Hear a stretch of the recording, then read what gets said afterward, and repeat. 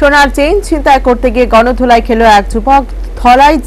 ধোলাই দিয়ে পুলিশের হাতে তুলে দিয়েছে জনতা। ঘটনা শনিবার বিশালগড় থানাধীন অফিসটুলা এলাকায়। ধৃত যুবকের নাম জয়দেব মিত্র, বাড়ি উদয়পুর। জানা যায়, স্বপ্না চন্দ্র নামে জনিকা মহিলা বাবার বাড়ি থেকে ওই রাস্তা দিয়ে নিজের বাড়িতে ফিরছিলেন। সে সময় একটি ইয়ামাহা বাইকে চেপে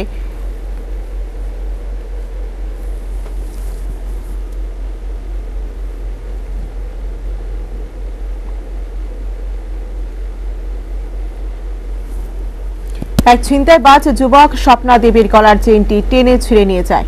পালিয়ে যাবার সময় কিছু দূর গিয়ে তার বাইকের চেইনটি ছিঁড়ে গিয়ে বাইকটি বিকল হয়ে পড়ে। বাইকটি ফেলে দৌড়ে পালানোর চেষ্টা করে সে, কিন্তু ততক্ষণে মহিলার চিৎকারে স্থানীয় জনতা ছিনতাইবাজ যুবককে পাকড়া করে ফেলে। এরপর মহিলা যুবকের পকেটে রাখা চেইনটি নিয়ে নেন।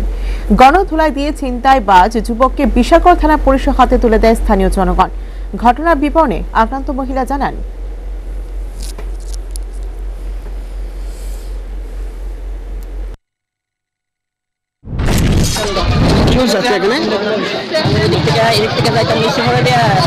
ছেলেটা বাইকের থেকে টান দিয়া হাতটা লয়ে গেছে, লইয়া এখানে এতটুকু পর্যন্ত আমি পড়ছি। আমি চিৎকার করতে করতে পেছনে আইসি পরে দিয়া বাইকটা নষ্ট হয়ে গেছে, এদিকে বাইকটা ঠিক করতে হয়েছে পরে দিয়ে।